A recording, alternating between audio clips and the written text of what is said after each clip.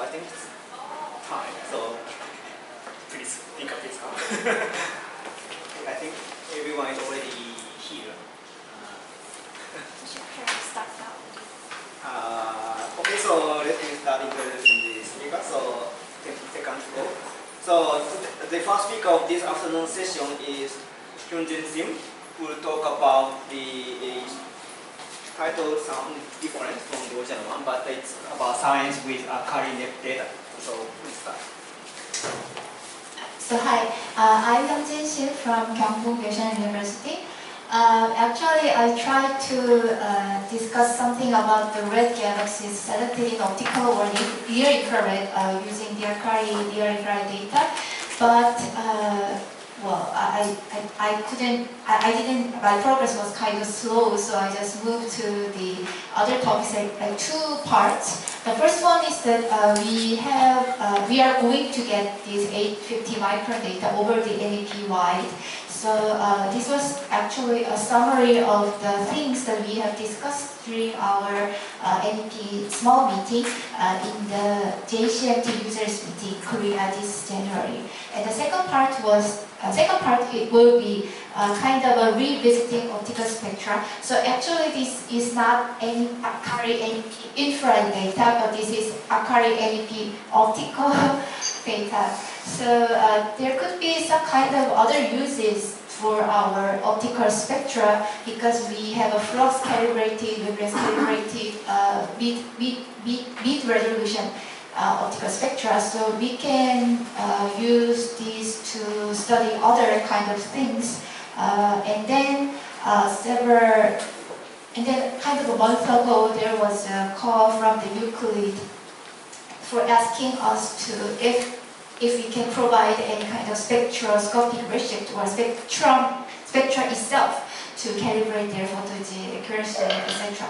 So probably we need a discussion to this kind of a spectrum distribution policy, I guess. So I just mentioned Euclid, and then thanks to our other members' efforts, there will be hyperspectral cam data, which exceeds the quality of the Maidana O data. So I will discuss a little bit about this second part. And this morning, Professor Matsara mentioned that there are some kind of people, especially in Korea, moved to another institute. So I was previously on Seoul National University, but I moved to here, the Gyeongbuk National University. So I will let you know again. So the first one is the science we are planning to do with the upcoming 850 micron data. So this is just a very preliminary plan because we don't know exactly how deep all this 850 micron data will be and how we can use this. And most of all, we are not familiar with the submarine data itself. So what we have now is you will all know what we have because of the Akari summary from this morning. So there are mid-IR photometry and optical photometry, spectrum, far-infrared, mid-IR data points, and the radio, X-ray, and UV. So we can start with what we have in the NEP deep field covering 1 square degree, 850 micron data taken with the S2CLS project. And the data coverage will be widened by a factor of few once we finish this large program of the scuba to observation. So possible project, I think Professor Lee in the morning showed this kind of a paper list and then asked for anyone who is interested. Especially the last one, properties like surface rates and stellar masses and extinction dust temperature of the red galaxies, like dust obscured galaxies, distant red galaxies, extremely red galaxies, selected in optical near infrared, PCK, selected in optical, these and color selected galaxies like dropouts in UV or UVN, GVN, EVN, etc. These all require the very deep optical photometry which can provide by the HSC because we need to select candidate galaxies, and all this selection mechanism requires deep observation in the bluer wavelength range. So this is some possible investigation that I did to search for a possible project with the 850 micron sample data. So this is an ensemble photometry for the Spire galaxies to be normalized in the near infrared. So these are all galaxies with spectroscopy ratios. So the blue points are the lower redshift ones, and the red points are the higher redshift ones. So comparing these two in the rest frame, then we can see slightly different from these low-G galaxies and slightly higher redshift star-forming galaxies. So probably we could do these kind of things and then add the sub-millimeter points, which covers the rest frame far infrared wavelengths. I just did stacking using the NPD field data. So this is from Nagisa's NPD PhotoG catalog, and then I divided these things like point to point, divided these as a redshift bins, point to point 2, and then point 2 to point 4, etc. and these kind of things. And these are Herschel 250 micron. So we can see that the stacked points in the middle at all redshift ranges is probably like 5 arcseconds, 5 arcseconds. So by doing this kind of stacking, we could probably understand the average spectral energy distribution evolution as a redshift or as a means of different galaxy properties. These are 350 micron, and this must be the 500 micron. And this is 450 micron, which was obtained by a side product of the S2CLS. But unfortunately, we couldn't see any kind of signal in the center because this is kind of too shallow. And this is 850 micron, and you can see that there are kind of a slight appearing 850 micron signal in the 1 to 2, and a very low redshift. So probably we could expect that subliminal galaxy population we will detect with the once this NEP large program is completed would be either at the very low redshift or either at 1 to 2 redshift, such as in other deep sub-millimeter length surveys. Optically selecting red galaxies. This is just an example of selecting GZKs because as in the morning you would have probably seen in one slide that there are many kind of selection mechanisms to select high-redshift galaxies. Most famous one was BZKs using P-C and Z-K, and then select star-forming high-Z populations and passively evolving high-Z populations. But the nearby, we can change this kind of BZK selection mechanism using other filters, like not B but using GZK. This is an example of GZK selection.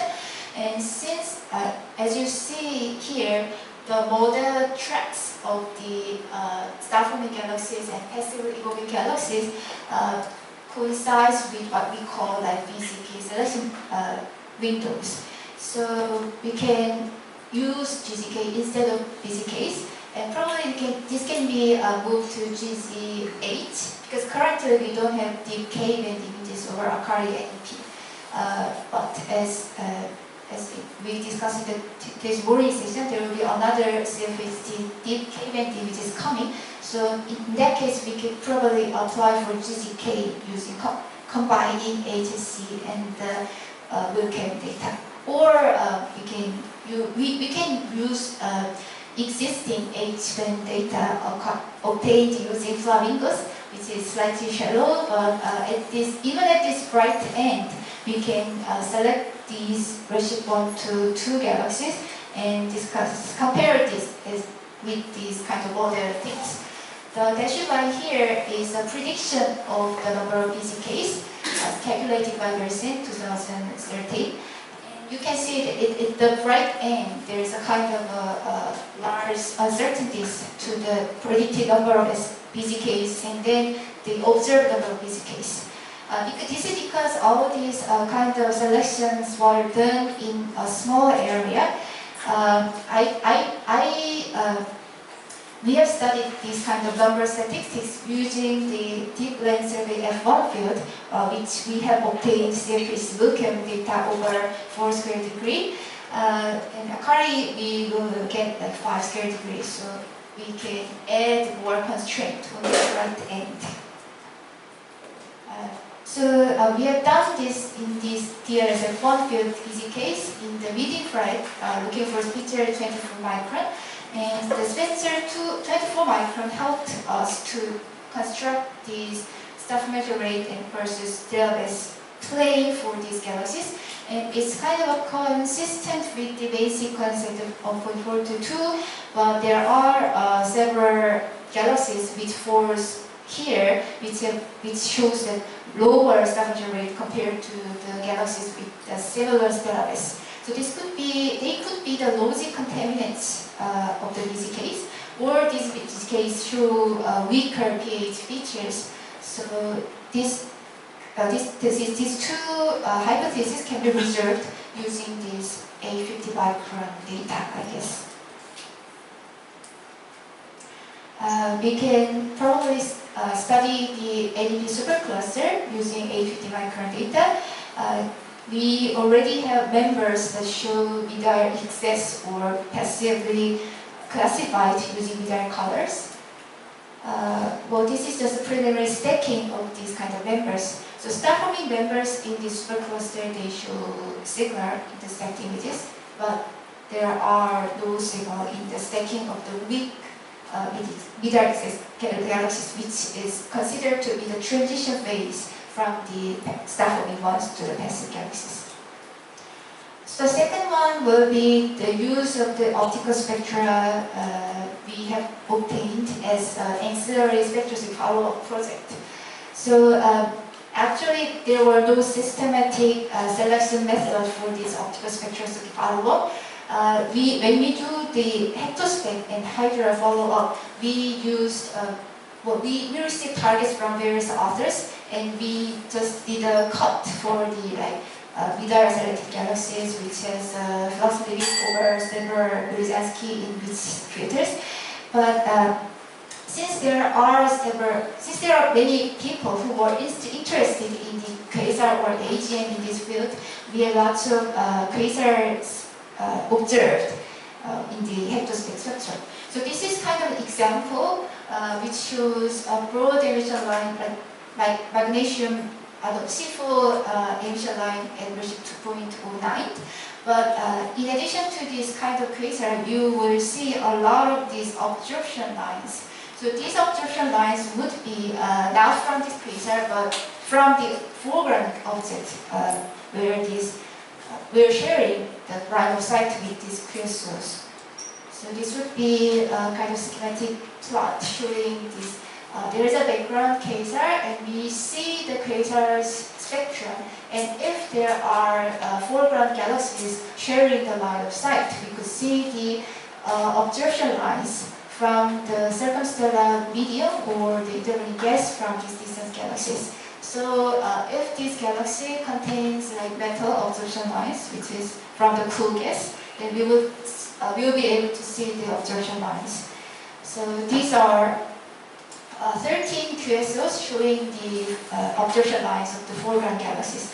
And then we found like 18 observers showing the beta lines. But it's very hard to identify their counterparts, which could be the foreground galaxies.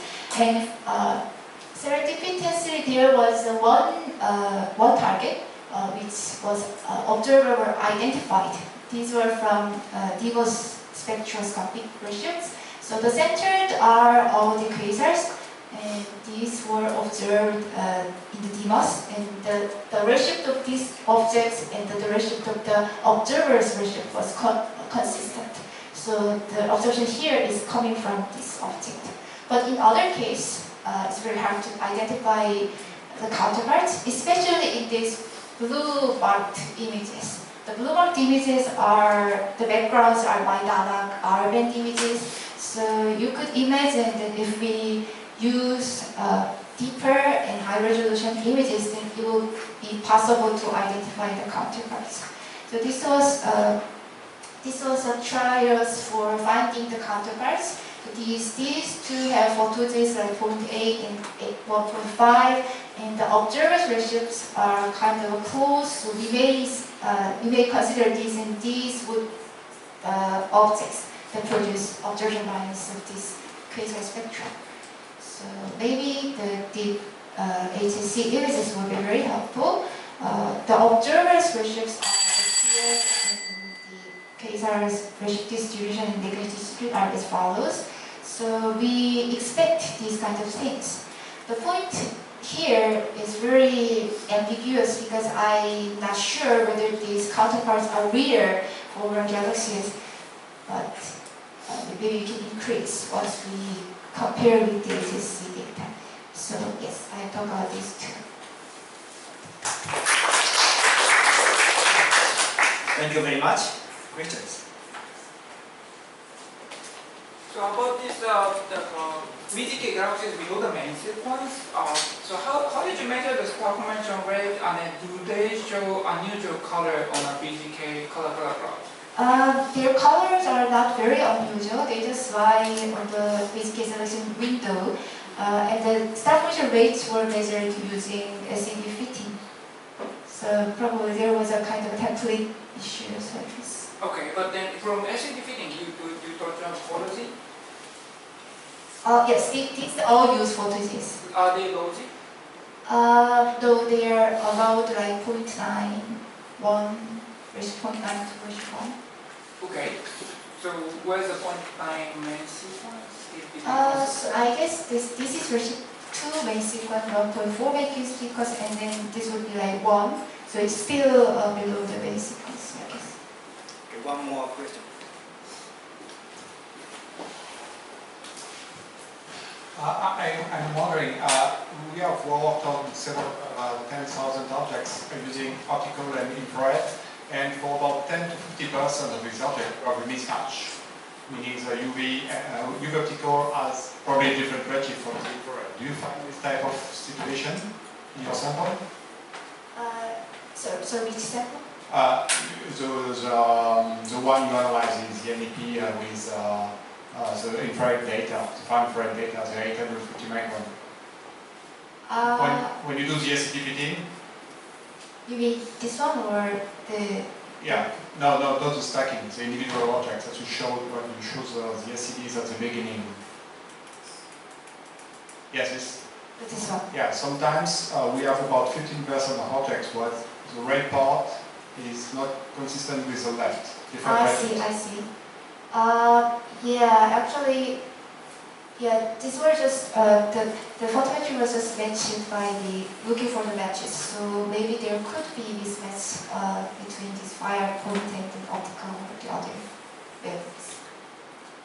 Okay, so time to move to the next talk. So thank you very much once again.